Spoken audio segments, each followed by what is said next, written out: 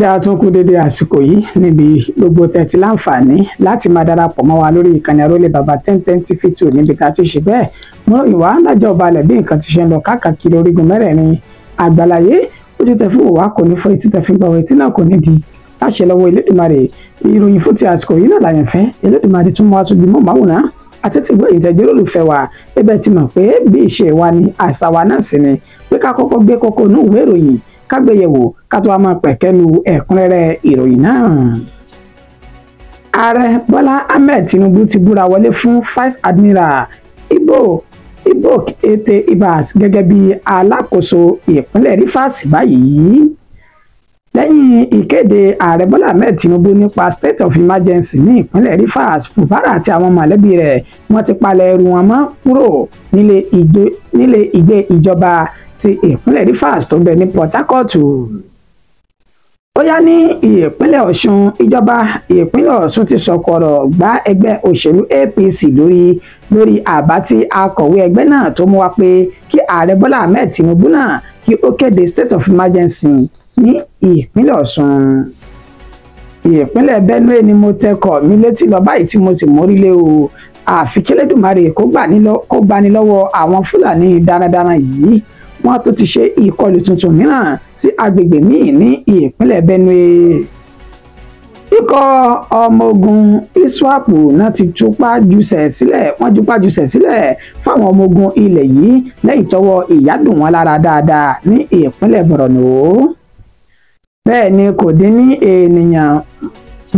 dín ní ènìyàn mọ́kànléní ọgọ́rùn-ún tán ti gbà kalẹ̀ kúrò lákàtà àwọn ajínigbé ní ìpínlẹ̀ Katsina àti Zamfara. Wọ́n sì ṣekú pa 10 nínú àwọn agbésùmọ̀mí ajínigbé ọ̀hún. Ìròyìn náà rèé ní ẹ̀kúnrẹ́rẹ́ báyìí. Ààrẹ Bọ́lá Ahmed Tinubu ti búra wọlé fún Vice Admiral Ibok Ete Ibas gẹ́gẹ́ bí alákòóso ìpínlẹ̀ Rivers lẹ́yìn tí ó ti kéde state of emergency tán. Lónìí ní ọ́fíìsì Ààrẹ Bọ́lá Ahmed Tinubu ti ń bẹ lólùlú ilẹ̀ yìí ti ń ṣe Àbújá níbi tá a ti rí àwọn ẹlẹ́rìí tí wọ́n wà lásìkò tí Ààrẹ Bọ́lá Ahmed Tinubu tó búra wọlé fún Vice Admiral náà, ibi tá a ti rí ẹni tó jẹ́ olórí àwọn òṣìṣẹ́ fún Ààrẹ Fẹ́mi Gbàjàbíàmílà, Anthony General fún orílẹ̀-èdè Nàìjíríà tó jẹ́ mínísítà fẹ́tò ìdájọ́ Lateef Fagbemi àti olùdámọ̀ràn fààrẹ lórí ètò ìròyìn Báyọ̀ Ọ̀nànúgà tó fi mọ́ àwọn èèkàn míì ni wọ́n jọ péjú pésẹ̀ sí ibi ìpàdé ọ̀hún tí Ààrẹ Bọ́lá Ahmed Tinubu tó ti búra wọlé fún Vice Admiral náà ṣáájú lọ́sàn-án ní nǹkan bíi aago 3 kù fẹ̀rẹ̀ kí ó lù òun láti gbọ́ ìròyìn wípé ẹni tí Ààrẹ Bọ́lá Ahmed yàn gẹ́gẹ́ bí alákòóso ní ìpínlẹ̀ Rivers ọ̀hún, Vice Admiral Ibas ó lọ sí Àbújá táàsì mọ́ tó torí ẹ̀ tó fi gbéra lọ síbẹ̀, ṣùgbọ́n lẹ́yìn bíi ìṣẹ́jú mélòó kan ní ìròyìn náà jáde pé níṣe ni Ààrẹ Bọ́lá Ahmed Tinubu ló ṣe bẹ́ẹ̀ tó búra wọlé fún Ibas yìí gẹ́gẹ́ bí ẹni tí ó máa ṣe àkóso ìpínlẹ̀ Rivers. Gbogbo ọ̀rọ̀ ló ti ṣe jáde báyìí lórí ìgbésẹ̀ tí Ààrẹ Bọ́lá Ahmed Tinubu gbé nípa state of emergency ọ̀hún, láti ti ń rọ ààrẹ pé kó ṣe bẹ́ẹ̀ ro àárọ̀ àtọ̀dọ̀fínú rẹ̀ kó dá ìpínlẹ̀ Rivers padà sí bí ó ṣe wà, bí bẹ́ẹ̀ kọ́ ìṣe ni yóò fa rògbòdìyàn ní ìpínlẹ̀ ọ̀hún. Lẹ́yìn ìkéde Ààrẹ Bọ́lá Ahmed Tinubu ní ìpínlẹ̀ Rivers, níṣe ni Fubara àti àwọn mọ̀lẹ́bí rẹ̀ náà ti palẹ̀ ẹrù wọn mọ́ kúrò nílé ìgbé ìjọba ti ìpínlẹ̀ Rivers tó ń bẹ ní Port Harcourt. Kì í ṣe ìròyìn mọ́, bẹ́ẹ̀ ni kò tuntun nípa ìkéde Ààrẹ Bọ́lá Ahmed Tinubu láti yọ ẹni tó jẹ́ gómìnà ní ìpínlẹ̀ Rivers Siminalayi Fubara wípé kó lọ rè rọ́kúnlé fún bíi oṣù 6 gbáko nígbà tán sì ti yọ̀ǹda ìpínlẹ̀ Rivers ètò ìṣèjọba bẹ̀ fún àwọn iléeṣẹ́ ọmọ ogun ilẹ̀ yìí ní báyìí ní ẹ̀yìn tí ẹni tó jẹ́ gómìnà tẹ́lẹ̀ ọ̀hún Siminalayi Fubara tó sun ọjọ́ kan tó kẹ́yìn lánàá òde tí ń ṣe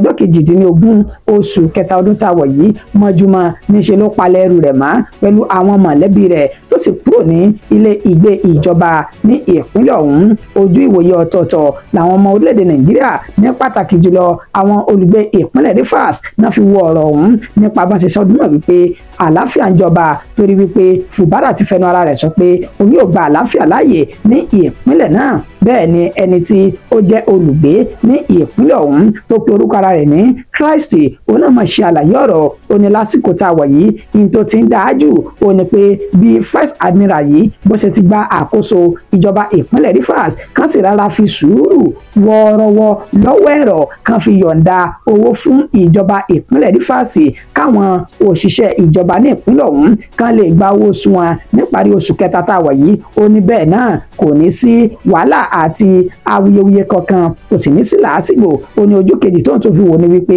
gbogbo awuyewuye táwọn ọmọlé ìgbìmọ̀ asòfin tí wọ́n lérí lẹ́ka wípé àwọn fẹ́ yọ Fubara kúrò lórí ipò gẹ́gẹ́ bí gómìnà ó ní eléyìí náà kò ní síbẹ̀ mọ́ ó ní ṣùgbọ́n bá a ṣe fojú ọ̀tún wò ẹja máa fẹ̀gbẹ́ kan tójú òsì náà ká máa fi wọ̀rọ̀ wò tó bá jẹ́ wípé ìjọba orílẹ̀-èdè Nàìjíríà lábẹ́ aláṣẹ àti olùdarí ààrẹ Bọ́lá Ahmed Tinubu wọn ò padà wá rí ojútùú sí ọ̀rọ̀ owó tó yẹ kí ó wọlé sí àsùnwọ̀n ìjọba ìpínlẹ̀ Rivers that is táwọn òṣìṣẹ́ ìjọba ìpínlẹ̀ Rivers náà tí wọn ò bá rí owó oṣù gbà ní oṣù kẹta tó ń tẹnu bodò yìí onígbà náà níyan pọnyanrin tó láàmìlaka èyí tó gbóná dáadáa yóò ṣẹ̀ṣẹ̀ wá bẹ́ sílẹ̀ ní ìpínlẹ̀ Rivers ọ̀rọ̀ pọ̀ lẹ́nu Kristi èyí tó ṣe ní àlàyé díẹ̀ ní ṣókí olàyànfẹ́ Elédùmarè òní wọn mú wá sójú móhùnmáwòrán àtẹ́tìgbọ̀ ẹ̀ǹtẹ̀jẹ́ olólùfẹ́. Ó yá ní ìpínlẹ̀ Ọ̀ṣun báyìí ìjọba ìpínlẹ̀ Ọ̀ṣun ti sọ̀pọ̀ ọ̀rọ̀ gbá ẹgbẹ́ òṣèlú APC lórí àbá tí akọ̀wé ẹgbẹ́ òṣèlú APC náà tó mú wá pé kí ààrẹ Bọ́lá Ahmed Tinubu kó gbé ìgbésẹ̀ láti kéde state of emergency ní ìpínlẹ̀ Ọ̀ṣun ọ̀hún.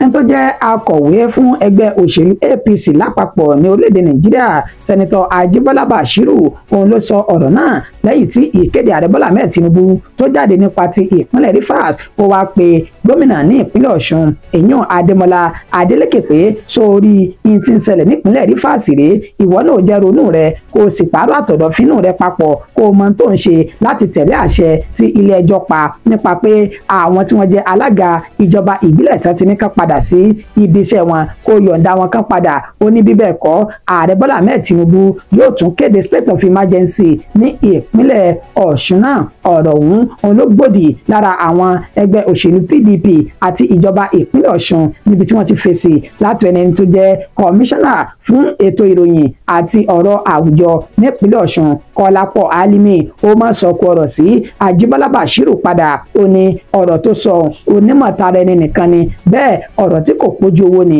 àti pé kò yẹ kí ọ̀rọ̀ bẹ́ẹ̀ jáde lẹ́nu rẹ̀ ó ní ẹja gbéyẹ̀wò síra wọn ká dálẹ̀ ká tún sà á rí i pé yóò pera wọn lódìdí torí pé bí ṣe ń bẹ nípínlẹ̀ Ọ̀ṣun ó yàtọ̀ sí ti ìpínlẹ̀ Rivers ó ní ìṣẹ̀lẹ̀ tó ṣẹlẹ̀ nípínlẹ̀ Rivers kì í ṣe oníṣẹ̀lẹ̀ ní ìpínlẹ̀ Ọ̀ṣun bó ló ṣe wá mọ̀ pé ààrẹ Bọ́lá Ahmed Tinubu kó kéde state of emergency nípínlẹ̀ Ọ̀ṣun ti wà èèwọ̀ kámọ́rì ó ní fún ìdí èyí ó ń rọ ẹgbẹ́ òṣèlú APC torí pé gbogbo wọn òun náà ti wá ọgbọ́n àlùmọ̀kọ́rọ́ yìí àti ọ̀nà ẹ̀bùrú tí wọ́n fẹ́ gbà láti gba ìjọba ní ìpínlẹ̀ Ọ̀ṣun ó ní fún ìdí èyí ẹja kíyèsára o ẹ̀mọ̀rú ọ̀rọ̀ àti mọ̀nà tẹ́ẹ̀mọ̀ gbà lásìkò yìí ó wá tún pé ààrẹ Bọ́lá Ahmed Tinubu wípé òun gbàgbọ́ nínú ààrẹ Bọ́lá Ahmed Tinubu pé kì í ṣe alábọ̀dé ènìyàn ó sì ní kí wọ́n ṣe bẹ́ẹ̀ kìlọ̀ fún gbogbo ẹgbẹ́ òṣèlú APC lápapọ̀ tí wọ́n dúnkokò mọ́ gbígba ìjọba lọ́wọ́ gómìnà Adémọ́lá Adélékè tó wá láti inú ẹgbẹ́ òṣèlú PDP.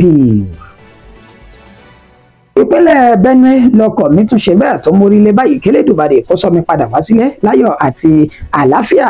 àfi k'Elédùmarè kó máa gbani lọ́wọ́ àwọn Fúlàní darandaran yìí ni wọ́n tó ti ṣe ìkọlù tuntun mìíràn sí agbègbè míì ní ìpínlẹ̀ Benue báyìí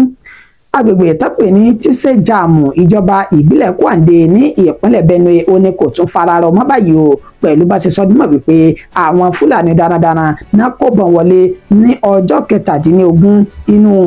ọjọ́ kejìdínlógún inú oṣù kẹta ọdún tá a wà yìí níbi tí wọ́n ti sọdúnmọ̀ wípé wọ́n ṣekú pa ọ̀gọ̀rọ̀ ènìyàn tí wọn kò mọ òǹkà wọn lásìkò tá a fi ń kó ìròyìn jọ gẹ́gẹ́ bá ṣe ṣe ní àlàyé wípé tíṣà jáàmù yìí tó jẹ́ agbègbè tá a ṣe kọlù sí ó ní kò jìnnà sí Jàtó Àká nínú àlàyé tá a sì ti ṣe àti ìròyìn tá a ti mú wá ṣáájú ó ní pé àwọn Fúlàní darandaran náà ṣe kọlù sí agbègbè tá a pè ní Jàtó Àká yìí níbi ọjọ́ méjì sẹ́yìn báyìí níbi tá a ti ṣekú pa ọ̀gọ̀rọ̀ àwọn àgbẹ̀ olóko ní òní ni ìròyìn náà jáde pé lánàá ti ń ṣe ọjọ́ 18 náà tó ṣe ìkọlù míì sí agbègbè tá a pè ní Tizejam yìí níbi tí wọ́n ti ní wọ́n ṣe ikú pa ọ̀gọ̀rọ̀ àwọn àgbẹ̀ náà ti fi ara pa tẹ́lẹ̀ nínú ìkọlù àwọn Fúlàní tó ti kọ́kọ́ wáyé tí wọ́n sì ń bẹ nílé tán gba ìtọ́jú lọ́wọ́. Ó dárúkọ ọ̀kan lára àwọn tí ìṣẹ̀lẹ̀ burúkú náà tó gba ẹ̀mí lẹ́nu wọn ibi tá a ti rí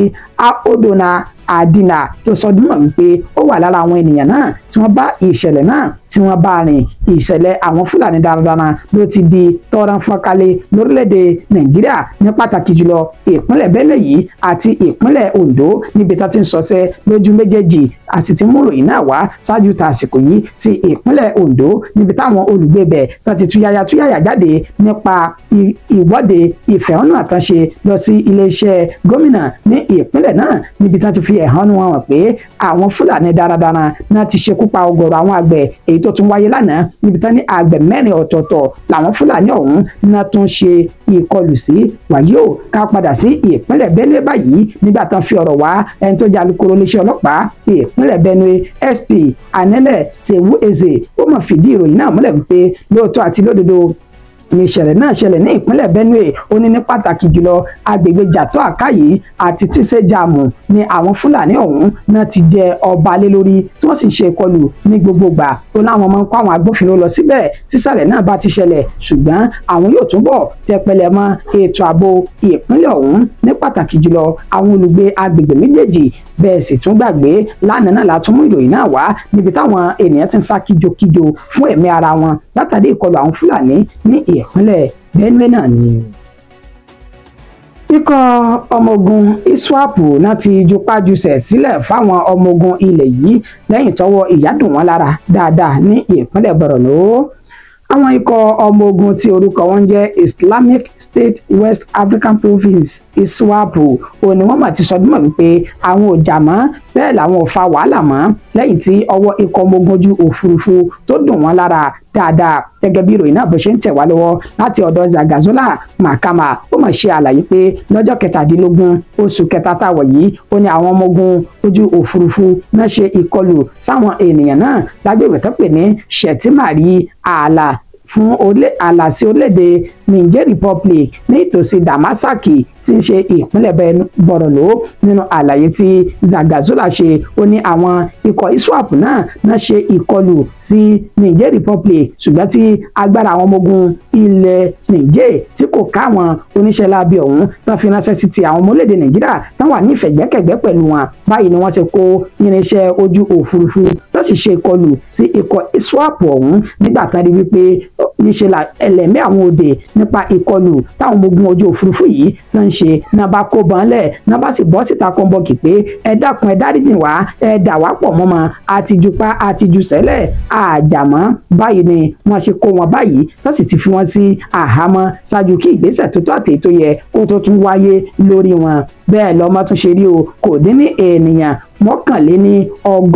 101 tí wọ́n ti gbà kalẹ̀ kúrò lákàtà àwọn ajínigbé ní ìpínlẹ̀ Katsina ìpínlẹ̀ Zamfara nígbà tí wọ́n sì ṣe bẹ́ẹ̀ ṣekú pa ènìyàn 10 nínú àwọn agbésùmọ̀mí ní ìpínlẹ̀ méjèèjì tá a mẹ́nubà yìí. Ikọ̀ ọmọ ogun sector 2 pẹ̀lú àjọṣepọ̀ àwọn tó jẹ́ ti ojú òfurufú lábẹ́ Fasanyama ó ní wọ́n ṣe ìkọlù náà ní ọjọ́ 17 yìí bákan náà ní àti ọjọ́ 18 tí ń ṣe àná ní ìjọba ìbílẹ̀ Kankara ti ìpínlẹ̀ Katsina àti Shinkafi pẹ̀lú ìjọba ìbílẹ̀ Maradun ní ìpínlẹ̀ Zamfara. Nínú àlàyé tí wọ́n ṣe wọ́n sọ dímọ̀ wípé ènìyàn 84 tí ń ṣe 84 ó ní wọ́n gba èkúrújẹ lọ́wọ́ ènìyàn 84 ó ní wọ́n gbà kalẹ̀ ní ọwọ́ àwọn ajínigbé agbésùmọ̀mí ọ̀hún ní agbègbè tó pè ní Kankara yìí nígbà tán sì tún sún síwájú láti lọ gba ènìyàn 17 kalẹ̀ ní agbègbè tó pè ní Bagabuzu ìjọba ìbílẹ̀ Maradun yìí tí ń ṣe ìpínlẹ̀ Zamfara. Lásìkò yìí náà ṣekú pa ọ̀gọ̀rọ̀ àwọn oníṣẹ́ láabi tó ń kà wọn tó jẹ́ 10 ọ̀tọ̀ọ̀tọ̀ tán fi ẹ̀yìn wọn janlẹ̀ nínú ìkọlù tó wáyé ọ̀hún. Èyí ń ṣe àfihàn pé ikọ̀ ọmọ ogun ilẹ̀ yìí àti tójú òfàkẹ́niyàn wípé ẹ̀ṣọ́ ọlọ́kẹ̀ṣẹ́ ẹ̀yin tí ẹ bá wà jẹ́ ẹ kú àìbínú títí di ìgbà tá a tún padà máa fún wa ní ìròyìn míì lórí ìkànnì Àrólé Baba 1010 TV2. Orúkọ mi ò ní yí padà, Àyànfẹ́ Elédùmarè ni. Ó dàbọ̀.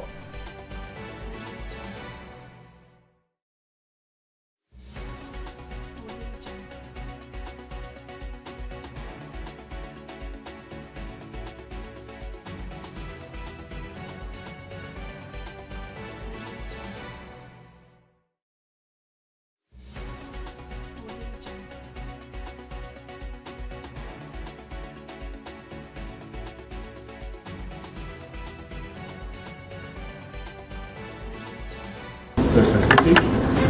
and he was commissioned Nigerian Navy in 1983. He held this position until January 2021 when he retired. And after retirement, Your Excellency, he became the Nigerian High Commissioner to Ghana. He held the fort there between 2021 and October 2023. Your Excellency, Vice Admiral Ibas is said today to take his both of office to take on the job that you have assigned. At this point, I would like to invite him to stand and come forward. Vice Admiral Retired Ibokete Ibas, do solemnly swear, affirm that I will be faithful and bear true allegiance to the Federal Republic of Nigeria, that I will preserve, protect, and defend the Constitution of the Federal Republic of Nigeria. So help me God. I, Vice Admiral Retired Ibokete Ibas, do solemnly swear and affirm that I will be faithful and bear true allegiance to the Federal Republic of Nigeria, that as Administrator of Rivers State, I will discharge my duties to the best of my ability, faithfully and in accordance with the Constitution of the Federal Republic of Nigeria and the law, and always in the interest of the sovereignty, integrity, solidarity, well-being, and prosperity of the Federal Republic of Nigeria, that I will strive to preserve the fundamental objectives of directive principles of state policy contained in the Constitution of the Federal Republic of Nigeria,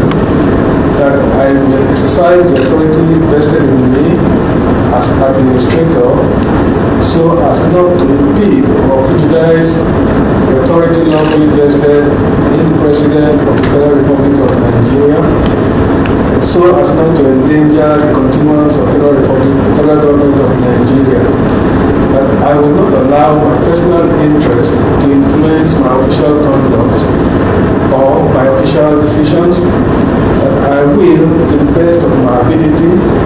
preserve, protect, and defend the Constitution of the Federal Republic of Nigeria, that I will abide by the code of conduct contained in the fifth schedule of the Constitution of the Federal Republic of Nigeria,